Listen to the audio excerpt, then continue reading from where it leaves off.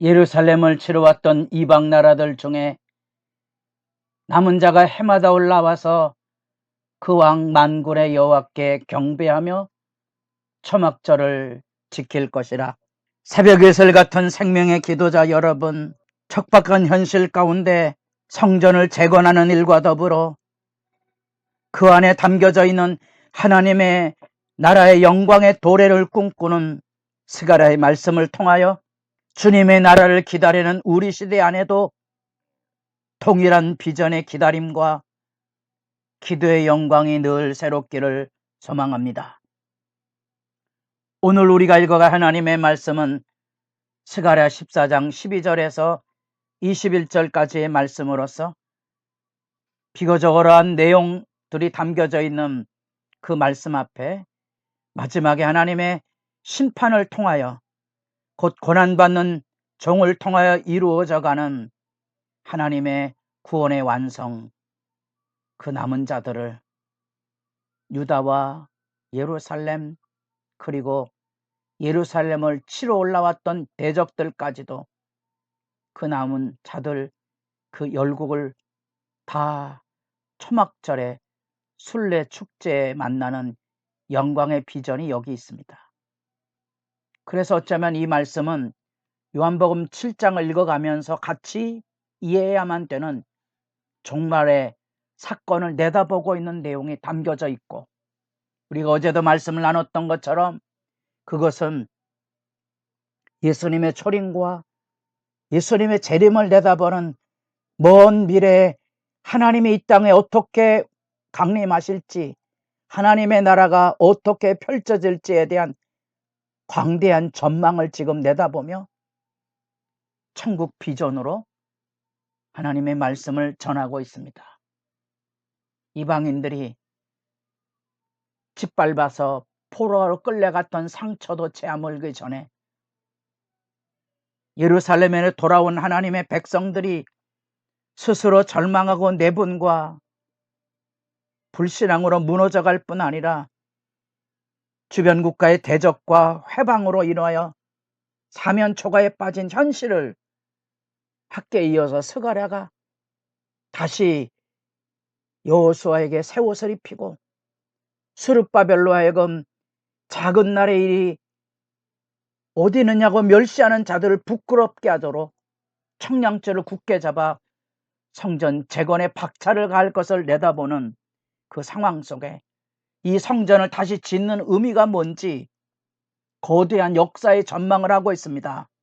그것은 이 예루살렘에 열방이 치러 올라오는 전쟁 속에 대격변이 일어나서 심지어 그 땅에 마치 예루살렘을 온 땅에 구원의 피난처로서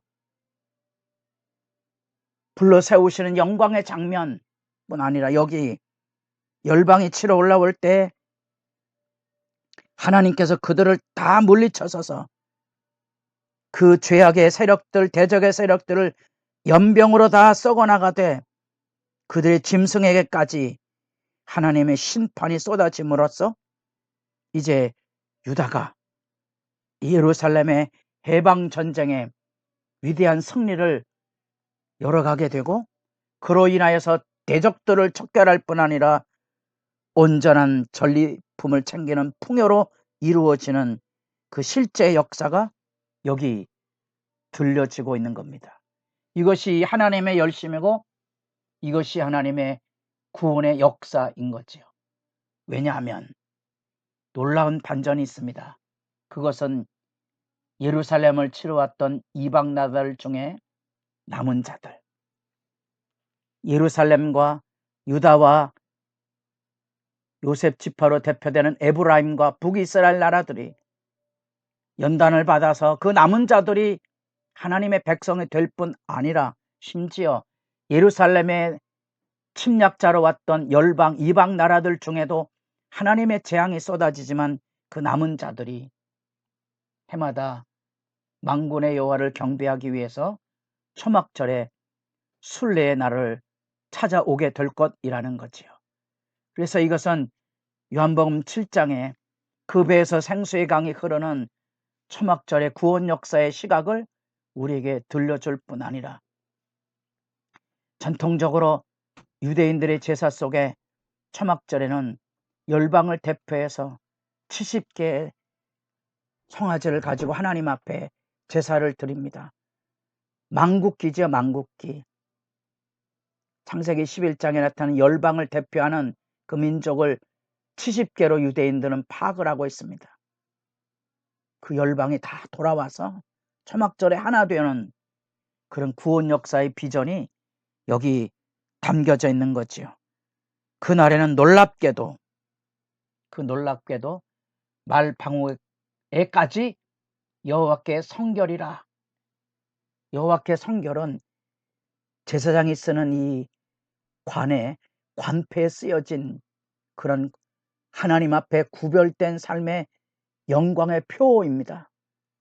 근데 이 대제사장의 영광의 관에 쓰여진 이 표가 말 방울에까지 쓰여지게 될 것이라는 거지요.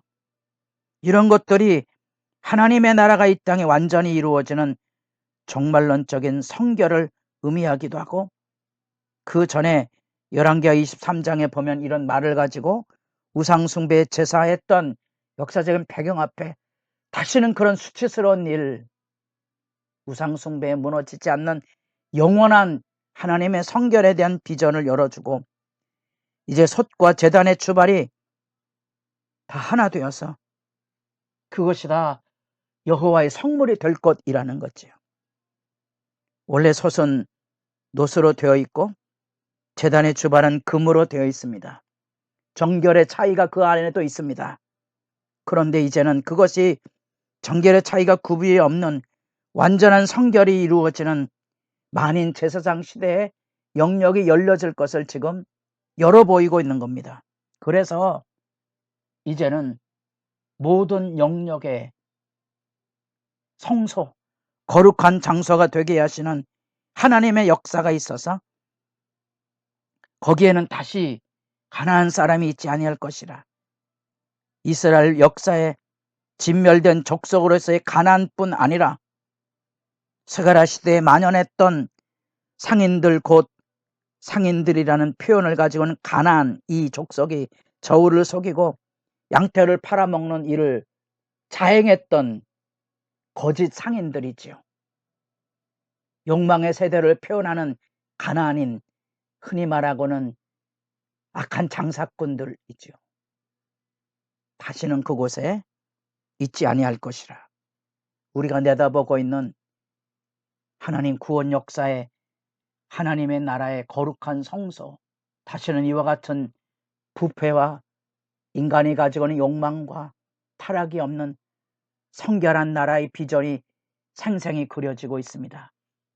그래서 여기 어렵지만 이 종말론적인 메시아란 역사를 지금 계속 우리가 살피며 기도할 때 입에 올리는 겁니다. 영원한 하나님의 나라가 올 것이다. 치러 오는 열방들이 다 무너지고 연병을 통하여 그 재앙으로 다 쏟아부어서 마치 출애굽에 애굽에 재앙을 내렸던 것처럼 악의 세력이 다 무너지고 유다가 그들을 해방시키고 승전의 영광 속에 풍요가 이루어지는 전망, 낙이 타고 오는 왕의 초라함이 사람들에게 배척을 받아서 죽임을 당해야 되는 운명의 그 왕의 도래는 그것으로 끝나는 게 아니고 만왕의 왕으로 만주의 주로 그분이 이 땅에 부활하사 영원한 하나님 나라의 왕으로 이 땅에 도래할 때는 바로 이와 같은 일이 있을 거지요.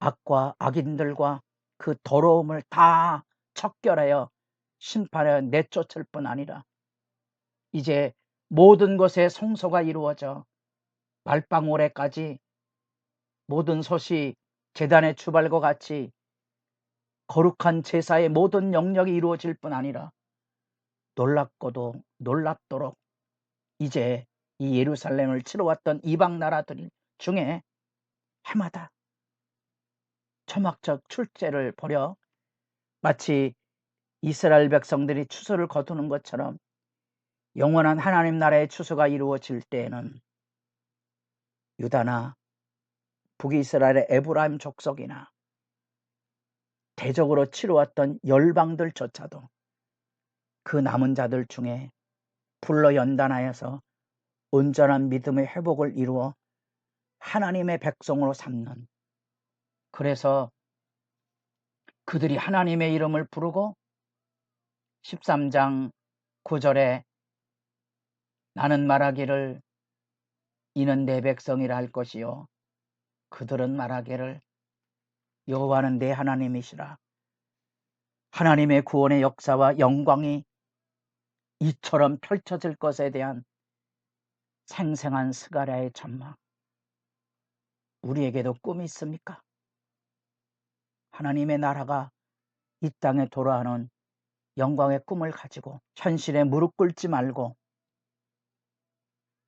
현실의 방법 앞에 수치를 드러내지 아니하고 예수님처럼 배척과 찔림을 받아도 묵묵히 십자가의 길을 걸어갈 당당하고도 담대함.